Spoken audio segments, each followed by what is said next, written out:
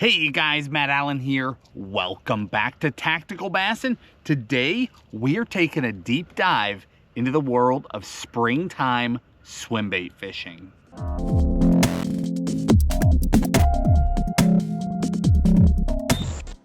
Swim baits come in all sorts of shapes and sizes, from baits that are designed to imitate a bluegill, to baits that imitate shad, to baits for trout and kokanee, familiar shapes, familiar tail designs, to emerging categories, something completely new and different. There are so many options, and swim bait fishing in general can be really overwhelming. It can be really intimidating, but it doesn't need to be. It's actually incredibly simple. And in many cases, it's actually quite easy. It really is easy to do. As techniques go, it is one technique that requires less skill than many others. Now, it requires time, dedication, the right baits, and understanding of bass behavior. But the actual skill behind fishing a big bait is not that complicated. You can do this. So my goal today is to really simplify it for you. We've got quite a few baits here, handful of rods, but my goal is to ask you some very simple questions that will help you understand the types of baits that you should be throwing, so that the next time you're on Tackle Warehouse or you're in your local tackle shop and you're looking at the swim baits and you're seeing price tags from $20 to $300, you're seeing baits from 2 inches to 14 or 15 inches, that it doesn't just completely spook you. You want to go into that with a clear understanding of the right baits for your set of conditions so that you can fish with confidence. Because once you isolate the baits, the fishing is simple. So today I want to break it down by category. I've broken the baits into 3 groups. Okay, the first group is baits that imitate bluegill. The second is baits that imitate shad. And within that shad category, we could be talking large threadfin shad, gizzard shad. I'm actually going to put shiners, herring, hitch, all of those things in that same category. And then we've got fish that feed on either trout or kokanee as their own category. So 3 different classifications, because the baits that you'll throw and the locations that you throw them will change dramatically based on what you believe your fish are eating. Now, if you're not sure, that's a little bit tougher, but there are some fairly inexpensive baits that you can throw that will really help you dial in what those fish are willing to eat if you have no idea. But most people, if you're fishing a pond or a small lake, pretty good chance there's some bluegill eaters there. If you're fishing a really shallow water or grassy fishery, there's definitely bluegill eaters in there. If you're on much of the south, they're chasing shad. Now, there's bluegill eaters in there, but the big ones just seem to isolate those shad and target them. If you're on a western fishery, if you're on many highland reservoirs or mountain lakes, trout and kokanee can become a major part of that food group. So let's start today talking about the bluegill category. It's one of the smaller categories. I've only got a handful of baits there, and they're all for different things. So depending on what you're wanting to do with the swim bait, you might narrow it all the way down to just a single bait. And actually, before we do that, let me just look at the baits I have laid here. I'm going to grab 2 or 3. So for the guy who doesn't want to take the deep dive with me today, you just want some quick answers. Hey, I want to get into swim baiting. I'm curious. I don't want to break the bank. I want a bait that I know will fish well. I can just throw it out there and hopefully catch a bass. What should I throw? Let me just look over here and I'm going to grab a couple of baits for you. This one, this one, this one. 3 baits, okay? And none of these are particularly expensive. In fact, these are some of the most affordable baits that are laying out here. These are in no particular order, but this guy from Savage Gear, this is their line through bluegill. absolutely an incredible bluegill imitator. It is a line through, so the line goes through the nose, comes out the belly, and then you tie it to a treble hook on the bottom. That just sits up in there, and you can just throw that thing out and just steady reel it back. You can also go through the line to the back and put that treble hook up there as well, just depending what you want to do. I personally like to fish it with that treble on the belly most of the time. That bait right there, go to the lake, pretend that you've got a spinnerbait, a chatterbait, a crankbait in your hand, and just throw it out there and just reel it back. I'm not kidding. That's it. That's all I want you to do. If you're bank fishing, just throw it out there in the middle and reel it back. If you can get around a piece of cover, maybe a laid down tree coming in the water, something like that, throw it down the edge of it, slow roll it back. The fish will do the rest. If you're in a boat, obviously you can target fish on dock pilings. You can pull up to a dock and fish it right down the edges of the pilings, or the same laid down tree, but from the outside, casting in. But taking a bait like this with this style of tail, very natural, methodical action, is so simple. There is nothing complicated about it. Anyone can get bit on a bait like this. If those bass are targeting bluegill, this will not break the bank. It is not complicated. It's easier than a chatterbait, because a chatterbait, you've got to know when to pump and work the rod to trigger a bite. You don't do any of that with this. Throw it out, reel it back. When you feel the dunk, set the hook. It's that simple. So there's one. Number two, this guy right here. From Megabass, this is the 6-inch mag draft. It's a fairly small swim bait. Fish is high in the water column. So when you throw it out, it's going to be within a couple of feet of the surface. And you just slow roll it back to the boat. The exact same thing. I have lost track of the number of fish I've caught on this thing. Hundreds and hundreds of largemouth, spotted bass, and smallmouth that just crush a 6-inch mag draft. It's an amazing fish catching bait. If you want to develop confidence in a swim bait, this is an amazing way to do it, and you're not breaking the bank whatsoever. For the guy that wants to dabble with a glide bait is a hard bait, single joint, and it sort of snakes through the water. This guy, this is called the Buka brand 6-inch trick shad, and over the last 7 or 8 months has become one of my all-time favorite glide baits. My confidence in this bait, I really like this color too, is so high. I get so many bites on this thing. It is a fantastic imitation of a shad. It's a true size and shape on a gizzard shad, but it will also match up really well for a threadfin, but it's not so large that it won't imitate all those other bait fish too. All those just general bait fish, this is close enough to fool those fish. And it, again, does not break the bank. That is such a key piece of this. So in the video description, below the video, I will link everything that we're going to talk about today. Now, for a minute here, we're going to get into where to throw these baits, how to throw them. We're not just talking baits today. We're talking swim bait theory as well. But in the video description, I'll link everything we talk about in the order that we talk about it.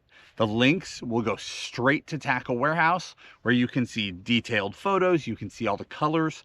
We'll also give you our favorite colors for each one of these baits, so that if you're looking for a place to start, you know exactly what Tim and I would be fishing with. Hopefully that will help you. All right, so now that we've got that out of the way, so for the guy who just wanted to, some quick information, what bait should I try? You just got your answer. Open that description, the links are there, you're good to go. For everybody else, let's dive into the world of swim baits here for a little bit. Now, in the fall, we did a full-blown swim bait seminar, hours long. Today is not going to be that long. Today's not going to be that in depth, but we are going to jump through quite a few baits and what they're for and why to really help you choose the best baits for your situation. Let's start with the bluegill category, okay? In the bluegill category, typically we're fishing these baits shallower. Why are we doing that? Well, where do bluegill tend to live? They tend to get up in the shallows. They tend to get around cover. If grass is available, they'll be in the grass. If it's not, they'll be up against wood and rock. But they tend to live really shallow, and that's where they like to live their life, because if they come out in the open, they get eaten. So they will, particularly in the spring, move shallow very early in the year, and they will go very, very shallow. So if you are in a lake where bass are actively eating bluegill, where do you think those bass will be? They're going to be pushing into the shallows too. So I'm not typically taking a bluegill bait to a reservoir and throwing it out on the end of a main lake point. I'm not typically throwing it on the outside of a marina dock suspended over 40 feet of water. I'm going to be in the back of a cove, throwing it down the last dock in the back of the pocket, or up against a laydown leading into a spawning flat. I'll be in the dead back of the cove just fan casting. But you want to think about where that prey species is going to be, because the fish that want to eat it are going to be in that area. So very shallow, backs of coves, leading into spawning areas, places that bass can ambush from close to those places. The other thing I want you to think about is that these are baits that can be fished equally effectively from both bank and boat. And the reason why is that bass that are eating bluegill, those bluegill will tend to get up in the cover. I already said that. Up in the grass, up in the wood, up in the rocks.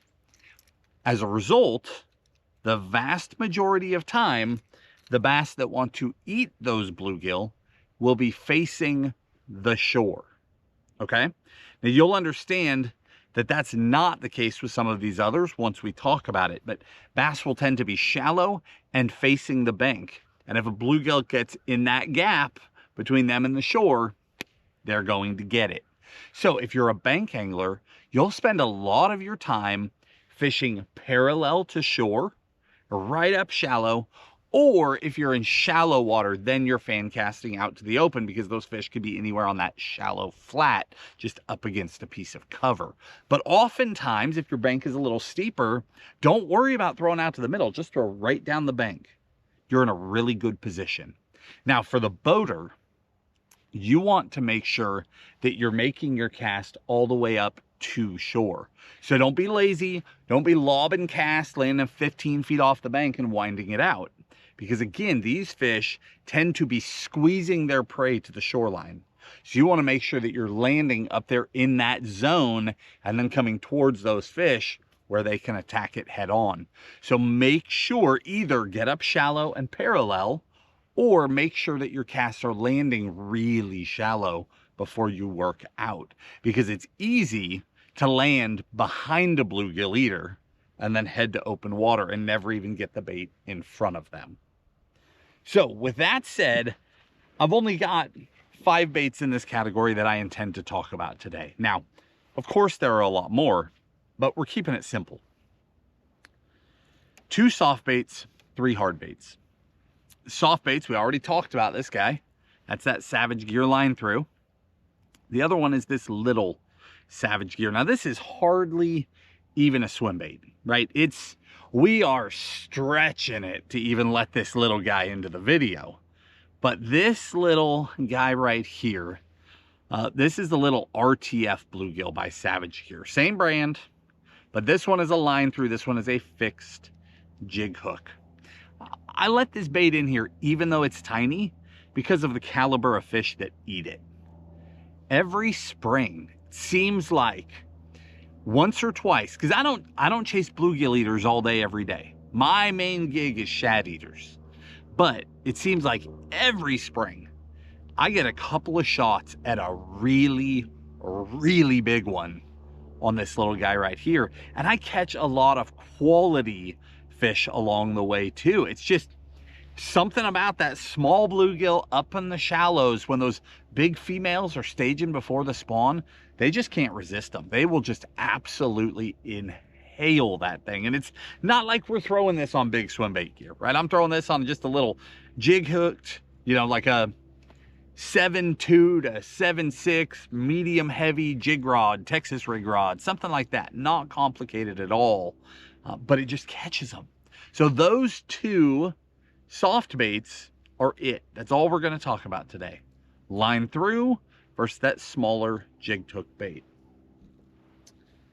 Switching over to the hard bait end of things, I've got three. The first one is a glide bait, only one glide bait, and that's from Bait Sanity. This is their Explorer Gill. I have been so impressed by this bait, and you will find throughout this video that the majority, if not all, as I'm looking, it's all of the hard baits that we're talking about today are factory built production baits. And the reason why I do that, it's not that there's not a lot of good garage builders. It's not that there's not great one-off baits out there, but we are looking for very consistent actions.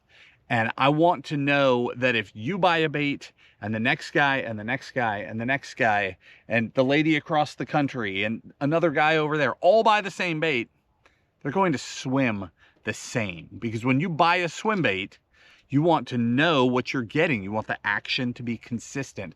And the action is extremely consistent with some of these factory built baits. Not all, but the ones that we're talking about are very consistent.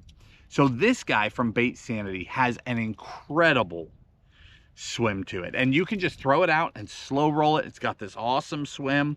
I do fish this particular one with a split ring on the nose. Most glide baits I don't. I tie direct to the nose. But this one I like a split ring on it because it really frees it up. What I love most about this bait is the profile. I love that while we're imitating a bluegill, it is still a very short bait and it doesn't have a lot of fins sticking out of it. When you start building true to life bluegills, they tend to be very tall. They've got big spiky fins on them, fins out the sides. People will do that to build realism, but the problem is bluegill are a very difficult shape for a bass to eat in nature. They choke on them a lot. It's really hard for them to eat it.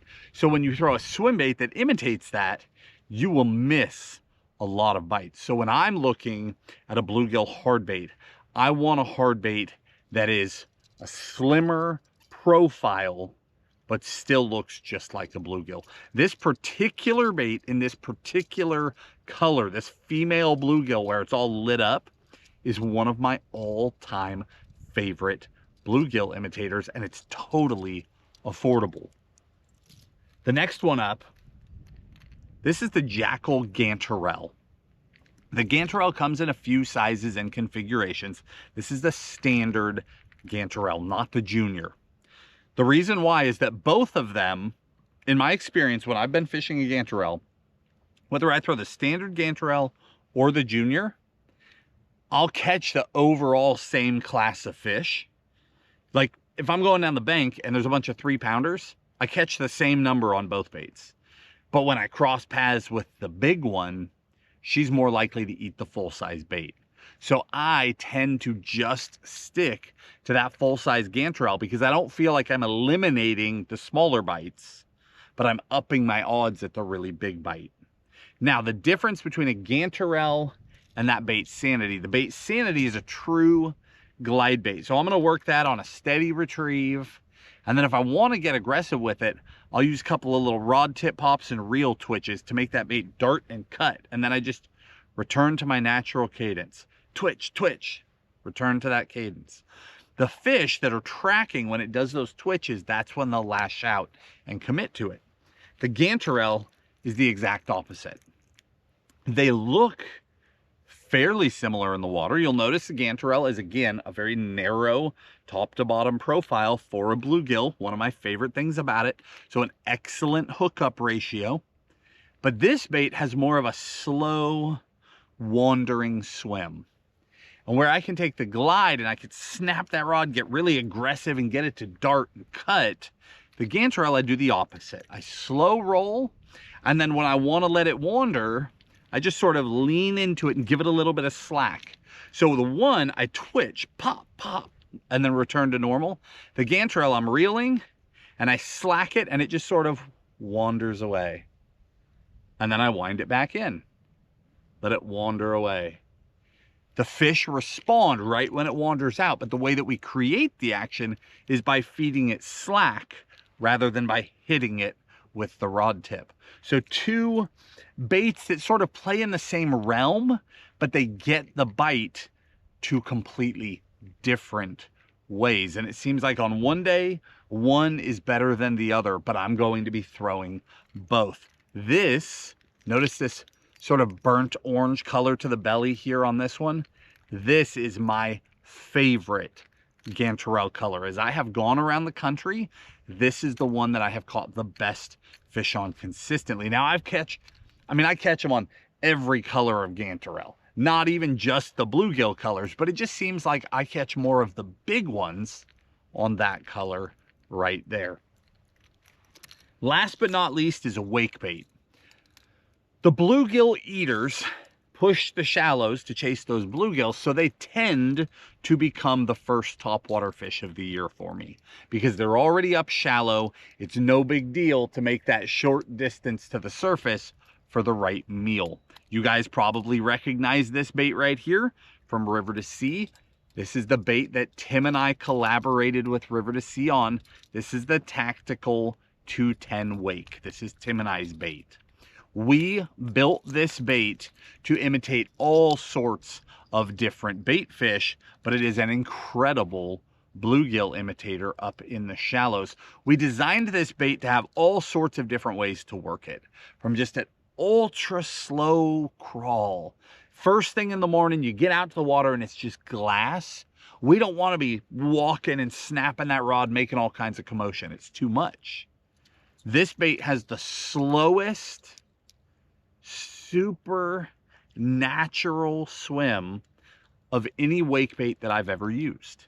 We wanted that for those calm situations where you really want a natural bait. Day in and day out, get a little chop on the water, maybe like what I've got back here behind me, just the surface just broken up. It's midday, you know, now there's boats on the water, there's commotion. You can make a little more sound. That steady retrieve, that clack, clack, clack, clack, clack, clack, clack, clack, clack. The way this bait sits in the water, most wake baits will swim with their nose down. They're digging. This bait doesn't do that. We designed it to sit very flat in the water. That way both hooks are completely available when the fish attack that thing. And that tail is sticking up, and it's just, if you've ever seen this bait in the water, you know what I'm talking about. The tail will just draw you in. It is mesmerizing. And that has a very unique bill on it. We designed that for several reasons. This wider rolled bill. It allows us to create the slower movement. It allows us to get very consistent action. It also allows us to chop this bait. The other thing it does is push grass and debris out of the way really well. So a Florida guy, a guy in the California Delta, you know, you're down in the swamps, a bait that you're throwing in and around cover, you need it to push its way around debris and come through, and this does that really well. And then lastly, we'll pop this bait almost like you're walking a super spook. Boom, boom, boom, boom, boom, and it will chop and clack and make a racket and walk almost in place, make a ton of commotion. We use that retrieve on the really windy days when there's a lot of boat traffic, waves going, wind pushing current, and there's a lot of sound in the water. That aggressive retrieve will draw those fish to that bait. But we could not be happier with how the Tactical Wake turned out. The amount of emails, direct messages, photos that people send to us of big fish getting caught on this thing is incredible. And it has been really fun to see, because that's exactly why we designed it. Tim and I don't design baits because we want to be bait makers. We only design a bait if we see a hole in the market where we believe something truly has not been done correctly, or it has not been done at all, and then we fill that void to the best of our abilities. And I'm so happy with how that bait turned out. Now that wraps up the bluegill category. We really are keeping it very simple today. That's a total of 5 baits, and you don't even need all of them, right? Maybe you just like a soft bait, there's 2. Maybe you like throwing a glide, there's 1. You know, very, very simple. We're about to jump into the shad category, which, as I mentioned, is a broader category. There are a lot more baits in it. We're imitating threadfin, gizzards, shiners, all those different things. It's a much broader category. So I've broken it up into traditional soft baits and then into glide baits. Now, within that, there are more baits, but it's still so simple. I've got 4, 5, 6, 8 traditional soft swim baits in this category, but really there's 3. It's just sizes. That's all it is. First one up. I've got 4 of them here. This is the Megabass Mag Draft. We just got done talking about the 6-incher. And as I said in the beginning of this video, if you could only have one, that is an amazing one to have. It really is. It is so easy to get bit on that bait. I am telling you right now, if you have not caught a bass on a 6-inch mag draft and you have tried, either your retrieve speed is just completely off, or you've allowed your confidence to get shot. And that is something that I did early on in my swim bait fishing. My confidence was shot, and I went years without a bite. See, Tim and I are not necessarily natural born talented anglers. We've just done it all wrong over and over and over, and we learn from those mistakes. So when I was learning how to swim bait, on the tough days when I couldn't get bit on anything, I would think, well, I'm not getting bit anyway, let's try the swim bait. Obviously, in hindsight, that was a horrible plan, right? If you want to build confidence in something, you do it on the best days, not the worst days. So if you haven't caught them on a mag draft, odds are you're just throwing it at the wrong times in the wrong places. If you throw it when the bite's on, if you throw it when they're eating other things, the mag draft is so simple. Throw it out in the water, start retrieving right by your feet, and you'll find that sweet speed, that speed where it just looks good. It's got that little bit of a head rock to it. That head's up there wobbling. It's got a little bit of a body sway to it, and then that tail's back there kicking. As soon as you've got the speed, memorize that, because that is now your permanent speed. Throw it out, match that speed. I'm telling you, if you keep doing that, you will catch mag draft fish. And I don't care where you are in the country. We travel all over the country, all over the country. And I have caught mag draft fish in dozens of states. They work everywhere. Now, we already talked about the 6-incher, so I'm just going to set it back down. I made a case for that being one of your key baits. But let me back up now and tell you, now that I've got your attention, if you want to get serious about catching a big one in the spring, upsize. I actually believe that the 8-inch mag draft is a superior bait to the 6-inch. This bait has more head wobble. It's got more of the good things. It's got more of the secondary action.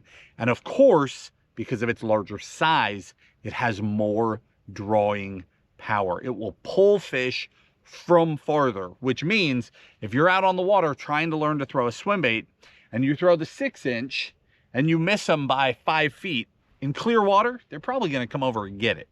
In fact, they'll probably come a lot farther than that. But let's say that water's a little dingy, you miss by 5 feet. Maybe they don't know it went by. Or maybe they know it went by, but it was just far enough away that they let it go. The 8-inch, now that's worth it. There's more commotion, there's more vibration.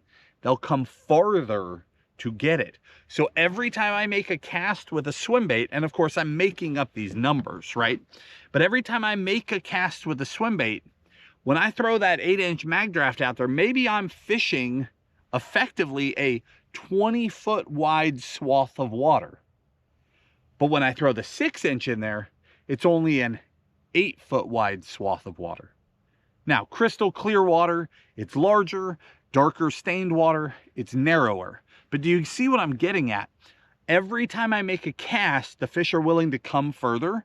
So I'm covering way more water with each cast, which means I'm going to cross paths with more fish.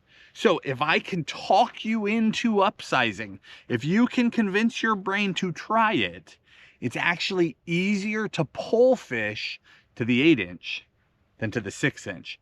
But for the average guy just getting started, it's too much for them. It's too much for their brain. And they would prefer to throw the smaller bait. And we catch so many fish on the 6-inch. It's not that you won't catch them, and it's not that you won't catch big ones. We plow them with that bait. It's incredible how many big ones we catch every year on it. I mean, we're not talking one or two. We're talking dozens and dozens and dozens of big fish on the 6-inch every year. But I mean, we catch some monsters every year on the 8-inch, and we catch a lot of them. I'll do 2 more baits because they're all related, and then I'm going to stop. We'll pause and we'll talk about where we're fishing for these shad eaters. Then we'll come back into the rest of the baits. Next one up is this little guy. This is brand new. That's the 5-inch mag draft. It's only been out a few weeks. The 5-inch mag draft is fishy. Now, sort of like that little bluegill, we're pushing it here, right? It's about the same size as a 4.8 Kitech, but it is a true swim bait. It's got a full harness. Stock hook is excellent. Fish it straight out of the package. Don't do anything.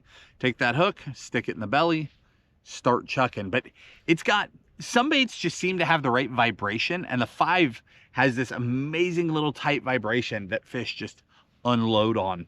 There was a short little run of 5-inchers that was released a couple of years ago, and then they were gone.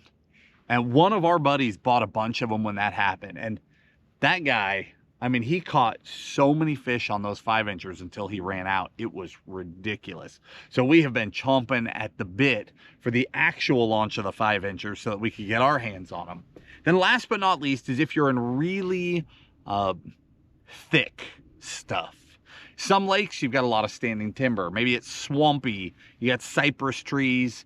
You know, a lot of the Texas lakes, you've got standing timber in them. Places that have a lot of debris, it just pays to go weedless. And the mag draft also comes in that 6-inch weedless version, and then you just pair up your preferred hook. Of course, I'll link the bait or preferred hook, all that stuff in the video description for you. You can pair it up with a beast or with the flashy swimmer. Both are so effective. So all of that was 4 different baits, but really that's just a mag draft. It comes down to, are you willing to believe you can catch them on an 8-inch? Are you willing to try it? Or would you prefer to downsize? Are you fishing completely open water? Or do you need to be able to have that thing with the hook point tucked in so you can fish it through the cover? The decisions are being made for you for the most part. It's not complicated. Now, let's pause before we get to these other baits. Let's talk about shad eaters, okay? They're a funny bunch. Generally, shad are a schooling bait fish. It's not just one here, one there. Now, they can get broken off, and it will just be one here, one there. And typically when that happens, they don't survive. They get eaten. So it's the same thing with threadfin shad, gizzard shad. Gizzard shad love to school in the springtime. Big, thick schools of them. Golden shiners, I've never been on as big of a school, but they're always together. There's always a few of them. The big gizzard shad, they won't be in schools of thousands, but they'll be in schools of 5, 10, 20. They're together. That's just the way those bait fish are. They survive by schooling. It just drops the odds of them being the one who gets it when the predators show up. So with that in mind, in the spring, I'm going to throw a swim bait in a lot of different places, but I'm looking for corrals. What I mean by that is if I'm looking down a shoreline and it's just a dead straight shoreline, you can throw a swim bait down all of it and you'll probably catch fish. But if you're looking down that shoreline and halfway down, there's a retaining wall that kicks out 5 feet and then it's a straight wall again, that little corral, that corner, that's the sweet spot. Because what a bass will do, or a group of bass will do, is they'll set up out off of it. And as bait fish come down that shore, when they go into that corner, they've got to turn and go out to get around, and the bass cut them off. And now they pin them, and they've got them in a corral. They've got them trapped. And that's when you see just the slugfests open up. That's not the guy who puts the picture up, hey, I caught a 6-pounder on the mag draft. That's the guy who's like, holds up the 4 of them together, right? Those just ridiculous days, the 25, 30, 35, 40 plus pound bags. Most of the time, that is not a person running a pattern. It can be. There's been days where Tim and I have been out there and it's just, for whatever reason, there's one giant on every sweet spot and we just catch them. But more often than not, we go sweet spot to sweet spot to sweet spot. You know, with time on the water, we find these places. And once you found them, you just come check them. Show up, make a couple casts. The beauty of a swim bait, so much drawing power, you don't have to sit there for 20 minutes. Throw it up there a couple of times, move on. You'll find the corral where they're actively eating.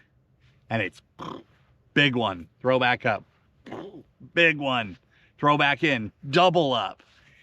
It happens so fast. Most of the time, those giant bags are just fish after fish after fish after fish, and then it's over. Those are fish that are targeting schools of shad, not singles. So when you're out there in the spring, always have in the back of your head, I've got to keep moving. Because even on a fishery where you know everything about it, you know, when I was guiding on Clear Lake, I was guiding 7 days a week. And we did that for a really long time. I was on that water day after day after day. You think it's hard as a tournament angler to stay on fish for 2 or 3 or 4 days in a row. When you are a guide and you're guiding 7 days a week and you're doing it, and you're in your 3rd month in a row that you've been on the water 7 days a week, no days off, and the guy getting on your boat wants to catch a 10-pounder just like everyone else does, and you have got to do your absolute best to help them do it. That is difficult to do, but the way you do it is by searching for those corrals. So on Clear Lake, where I was guiding all the time, I had in the early spring, I had 19 places that I had isolated on that lake. And every single day, it didn't matter if we caught them right here yesterday. That meant nothing to me because fish would use all 19 of those places at any time. It was just a matter of whether or not they had successfully trapped bait fish on that day. So just because I caught them here didn't mean we were camping out the next day. It's only good for a couple of casts if we don't get bit. And then I would move, spot to spot to spot to spot. And then the second we landed on them, just go to doing work. And if it stopped, keep moving. So many people, when they're struggling in the spring, they slow down. That's a mistake. There's times of year where that can work, right? You slow down, you finesse, you work through your baits, and you'll catch fish. But the spring, every single day, good conditions or bad, there's always an opportunity to catch a monster. On the really good days, there's an opportunity to catch a bunch of them. But even on the bad days, you can catch one. You already know the game. Take the swim bait, find the sweet spot. If she's there, you get her. If she's not, keep going. As long as you continue to move and that search is still on, every cast is one step closer to the biggest fish of your life. That's what makes swim baiting so exciting. I am not a fan of the people that will set up, and it has nothing to do with the people, it has to do with the type of fishing. I'm not a fan of the person who sets up on a spot and just throws and throws and throws, waiting for a big bass. It's not that it can't work. It can. Those people will typically catch a monster eventually. But that run and gun style, checking key locations, there's nothing else like it. And there's no more efficient way to do it than to do it with a swim bait. Again, because the drawing power is so great. So I'm looking for those corrals, and then I'm looking for isolated pieces of cover. So if I'm looking down a run of docks, there's 500 dock pilings on a shoreline, right? As you look all the way down a run of docks, how do you know which one's to fish? I like the ones that are at the beginning and the end of a run of docks. So the ends. And then I like the docks that stick out the furthest. And then I like the docks that are in the backs of the pockets. The ones closest to the spawning places. Forget all the docks in between. Now, it's not that there won't be fish in there. Fish travel through that stuff all the time. But I'm looking for high percentage places. I'm looking for the places that they're using. If it's a straight run of docks and there is no contour, but one dock comes out further, bass can set up on that and they can move up and down that dock with changing conditions. Hot days, cold days, they can slide in and out. They can still hunt. They don't have a corral, but they can adjust without ever leaving the dock. That makes that dock more valuable. Get those wheels turning. Think through the places you fish and try to figure out what would be the sweet spots. And you'll do so much better than if you're just out there chucking and winding, hoping for the best. All right, let's jump back into some more of these baits. Next one up is the burrito. It is no secret how much Tim and I love this bait. No secret at all. It comes in two sizes. We got the 5-inch, we've got the 6-inch. How do you choose your size? Just the size of the bait fish. The size of the bait fish you see jumping, or you catch a bass, you see a tail sticking out of their throat. Look and see how big that bait fish is. The 6-inch is more of a full-size swim bait. I tend to throw it on a dedicated swim bait rod, one of these guys up here. The 5-inch, you can throw that on a jig rod, no problem. This is a very unique bait. It is a silicone bait, so super durable. As such, they are much more expensive to manufacture, so they are more expensive for a soft swim bait. But the burrito is a remarkable bait. It has a vibration to it. Many swim baits, when you throw them, you can't feel them at all. It's sort of boring, honestly, because you just throw it out there and wind it back, and you don't feel anything until that dunk. But the burrito is not that way. It almost feels like a mini chatterbait out there. You can feel that tail kick going. I love that feedback because I feel connected to that bait. I know what it's doing. Both the 5 and the 6 are incredibly effective. A few years ago, we went to Mike Buka. We went to Mike and we said, hey man, this bait is incredible. Like, it's got the it factor, that special something that just catches them. This bait's got it. But the colors, they're lacking. There's some colors that are needed. We created that guy right there, Tactical Shad. That is the fishiest color. We have caught so many bass on that thing. It's like a Tennessee shad blended with electric shad. So it's got that purple and blue glitter throughout. They just respond to it so well. It's so natural. However, in the spring, many fisheries get murky, right? You get floods, water goes up, water goes down, back up. The water gets nasty, and there's just a time where that is just too natural. It doesn't stand out well. So we went back to Mike and we did the Tactical Gizzard Shad, which is almost the same color, but it's much more solid. So this is more of a ghosty clear, And here you're more of a solid base. It just stands out better in that springtime, murkier water. And then we did tactical chartreuse shad. Exact same back color, exact same glitter, but we blended that with more of like a lemon lime belly. So a chartreuse shad, but without the like, without this, right? It's not that chartreuse, just super subtle. Just adds a little something, helps it pop in the water. Depending on your watercolor, all three of those can be amazing colors. Again, how do I decide between the 5 and the 6? I've caught giants on both. It just comes down to how big I think the bait fish are in my fishery. These baits sink really quickly. So come summertime, we'll ledge fish with them. We'll throw them out in 20, 30 foot, let them hit bottom, wind them on the bottom. But in the spring, I skip them under docks. Dirt shallow, wind them out of there. Same thing with the mag draft. The 8-inch mag draft is an incredible skipping bait. You see these videos of guys skipping, you've seen us do it. It looks hard. I can hardly skip a jig to save my life. I could skip a swim bait all the way to the end of the spool. It's easy. They weigh more. They skip so well. Don't be afraid to try that stuff. You'd be amazed how well you can skip a swim bait having never tried it before. It's really easy to do, and you can get way back up under cover. All right, one more for you from Z-Man. We've got the Shadtron. The Shadtron is a really cool bait. This is more of that wedge tail style tail. So a very natural tail, natural swimming action, natural profile. It's that Z-Man Elastec, super stretchy, but it's also a line through. So line through to a jig hook that can come out.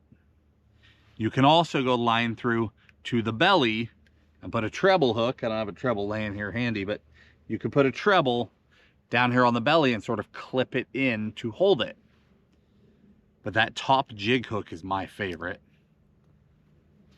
That is such a cool bait. I started fishing it last year, and I've had a lot of fun with that thing. Comes in a couple sizes. This is the bigger one. The big one is my favorite. I think it's got a little bit more drawing power. It's just such a, if you got clear water. So I'm talking about how we get dingy water in the spring. We go to that chartreuse shad or that gizzard shad. But if you're on one of those lakes that's just crystal clear, that is such a cool option. That is a very fishy bait. And that line through tech, when you hit those fish on a line through, that jig hook comes out, it's got them pegged and that bait flies up the line. They don't have any leverage. It's just them on a jig hook and you just dragging them to the boat. It works really well. Now, shifting gears over to glide baits. Now, hard and soft, because there is definitely an emerging category of soft glide baits. It's growing every day. We'll get to that. But the glide bait thing, glide baits are so effective. Fish just respond to them. The soft baits catch a ton of fish. Throw them out, wind them back, don't do anything. The fish will come and get them. But there's days where they won't. The days where you're chucking that big bait and you look out there behind it in the water and you see that big shadow follow and she comes all the way to the boat and then turns off. One is fine, but the 10th, 20th, 30th time you see that, it's wearing on you, right? It's just, I don't know why today's not the day. They're just not eating it. They're just following it. With the advent of forward-facing sonar, you don't even have to see them with your eyes. You're winding that bait and all of a sudden a blob pops up, tracks it, and then goes back down. The downside of a soft bait is that there's really nothing you can do. Because as soon as you start twitching them and doing funny things, they don't actually do anything. They just sort of jerk and they don't do anything. The fish just turn off. The beauty of a hard bait, specifically a glide bait, is that you can twitch it, snap it, work it, and you can get that bait to dart and dance, and you can lure a fish in and get them to attack. You can draw a feed response out of the fish, and that's the value behind a glide bait. So 3 baits in that category, biggest to smallest. The Bait Sanity Chimera Shad. The Chimera Shad is a really unique bait. If you haven't seen this in your local store, that's because this was a Tackle Warehouse exclusive bait. It at least started out that way. I don't know if it still is now.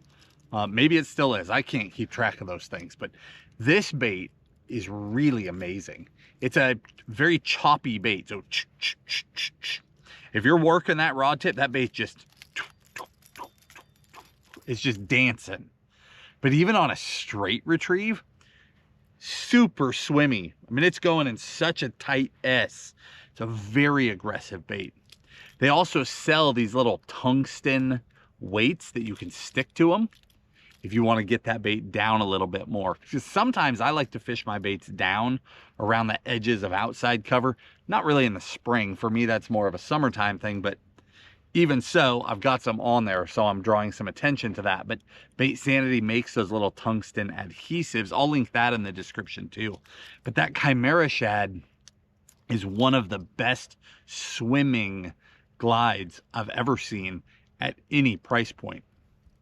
Next up, the Spro Chad Shad. Such a great twitchy bait. It's just dancing and working. Such a fish catcher. We've caught so many good ones on that bait. And again, it is a production bait, so the action bait to bait is extremely consistent. You can buy 5 of them and they're all going to swim the exact same way. And then the last one we already talked about, from the Buka brand, that 6-inch trick shad. That size, that 6-inch bait is deadly. This has become recently my go-to little bait. I'm throwing it on a smaller rod, being aggressive with it. I could slow swim it, I could twitch it and work it, but that 6-inch size is so deadly. We've thrown baits like the S-Waver for years. That S-Waver 168, that small size is just so fishy. They just can't turn it down. When they're not eating big glides, they still eat the little glide. But now we've got that same size in a true shad profile. And where I live, these fish are gizzard shad eaters. And there's no question that that true gizzard profile is converting more of my followers for me. I've just got so much confidence in that bait. I've done so well with it. And then I talked about this emerging category. 2 of them there. So soft glides. The concept is not new, but baits that do it well, that's sort of a new thing. The first one was the Flag. That was the first one to do it well. From Savage Gear, we have the soft shine glide. And I think this is the most misunderstood soft swim bait there is, because if you throw this bait out there and try to do like the slow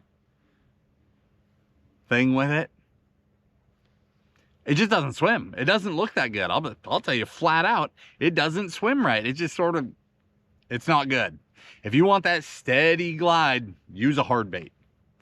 But if you take this bait, this soft shine, and you start working that reel, dancing that rod tip, twitch it, pop it, snap the rod, start getting that thing to dance, I have never seen another bait, any bait, that does a better job of imitating the actual way that a gizzard shad moves through the water. Gizzard shad are spazzes. They're crazy. They're over here, they're over there, they're taking off, they're running. They're nuts. This bait does an amazing job of imitating that. I looked at the reviews on Tackle Warehouse. There's a couple reviews and people generally were not impressed with the bait. And I'm telling you right now, those are the people who threw it out and tried to wind it.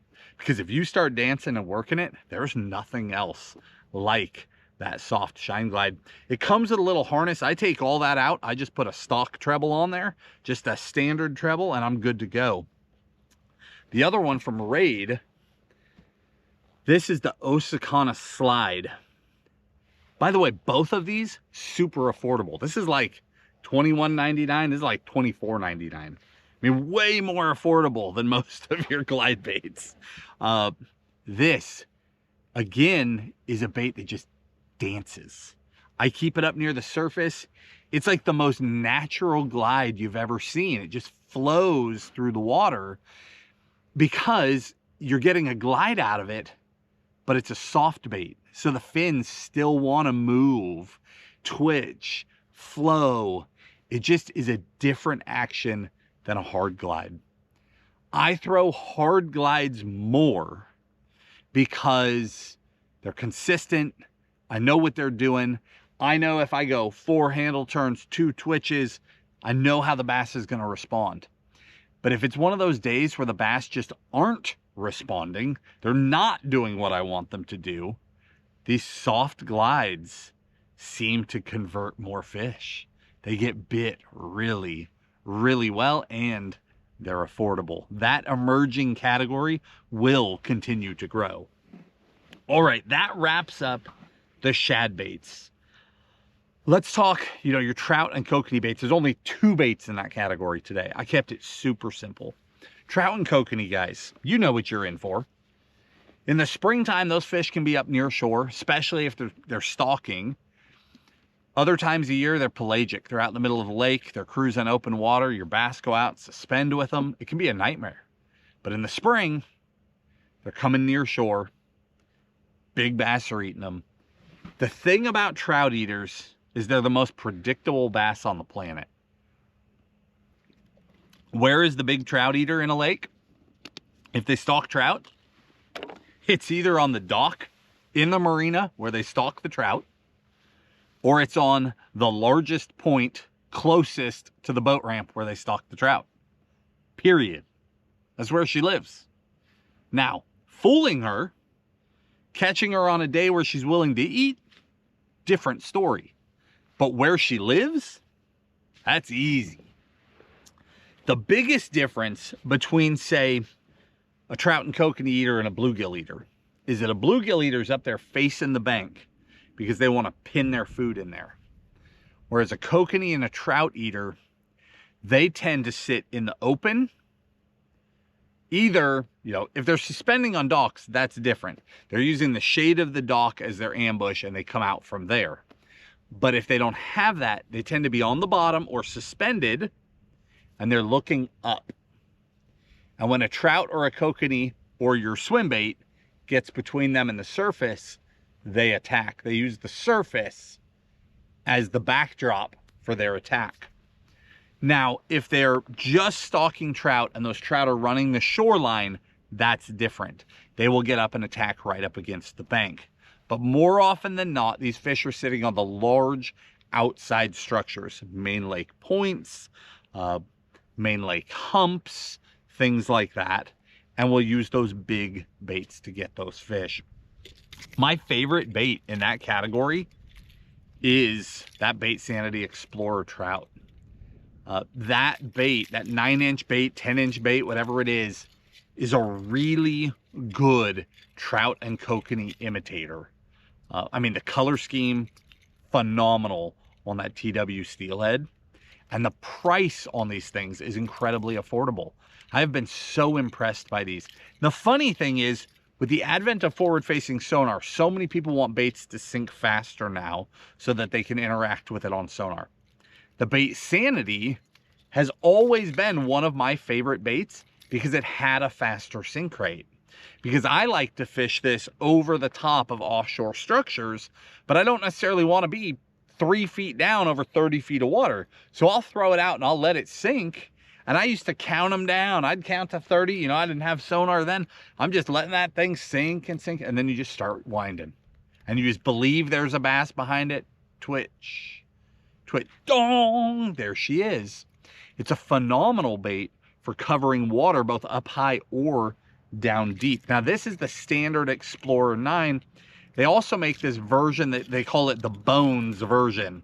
So it comes without a tail, and they make different tails.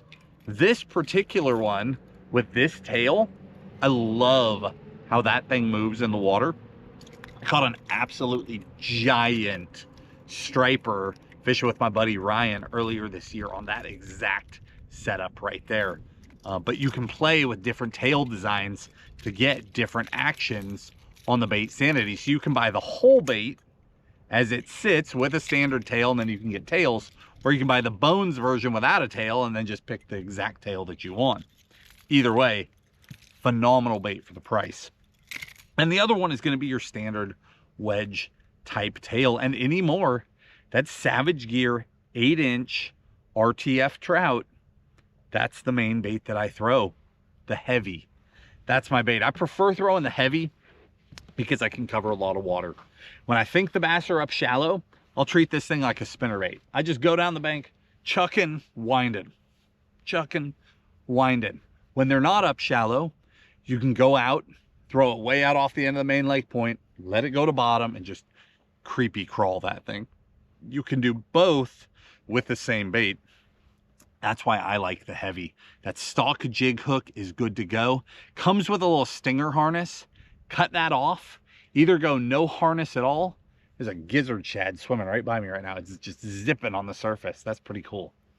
Either go no harness at all, because you're good with just a jig hook, or if you want to add one, wire your own back in there so that you can choose, you know, a 3X type really strong trailer hook for that.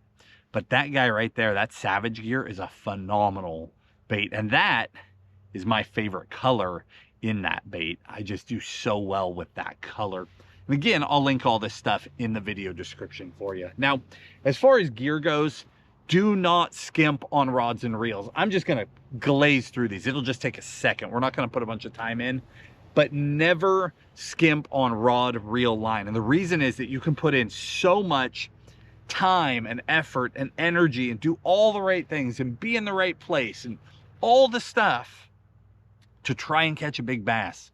And when you finally hook them and you've got the wrong rod, line, whatever it is, and you can't horse them to the boat and they either break off or come off, what are you doing, right? Rod, reel, line is one of the few things that you can truly control before you go into battle with a monster bass. Make sure that you've got the best situation that you can when you head into that battle. This guy right here from G Loomis, IMX Pro 966 SWBR. No secret, this has been our favorite swim bait rod for years. I wear these out. Believe it or not, I have a bunch of this rod because I actually destroy them from the amount of swim bait fishing that I have done. I love this blank. It's incredible. This is one of the only blanks I've ever found that can throw both big glides and big soft baits effectively.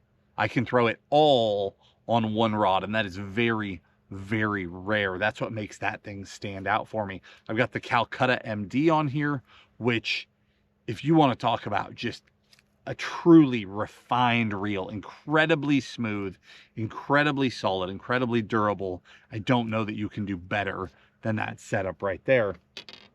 Now, Shimano has recently launched their Outlier series. We just did a full review of this entire series. If you missed that, if there's room, because we've got a lot of baits, I'll link that in the video description too. So I'll link related videos. I'll link that full swim bait seminar we did back in fall. I'll link this review if I can, because we also review the new Tranx 300B in that video. But the Outliers are an incredible line of rods. You're talking about a true line of custom-like swim bait rods built by a major company. They were built by one guy. His name is Sam, and Sam is an absolute swim bait nut. He's ate up with it, and Shimano turned him loose to design an actual line of swim bait rods. I need to put more time into them before I will like absolutely nail down my favorite do-all rod in the bunch, because I have two that I do battle in my head all the time, and I need to catch more fish on both of them before I can just be sure that I'm sure. But for throwing the bigger soft baits and the bigger glides, the one I've been most comfortable with is that 710 Heavy Plus. They go all the way up to an extra heavy, but I really like this rod. Like, I think it's great for throwing your 8-inch soft jig hooks, throwing that Explorer, throwing the Chimera, throwing an 8-inch mag draft, do all that stuff so well. And of course, that new B version of the Tranx 300, they took the Tranx, made it even more solid, and didn't change the price. Even more adjustability in your cast control. No price change. I mean, it's a no-brainer. 2 more rods. One of them's a budget rod, but let's go here first. St. Croix Victory. Okay, this is the 710 Heavy Fast, also called the SB Ranger, Swimbait Ranger. This rod is super lightweight.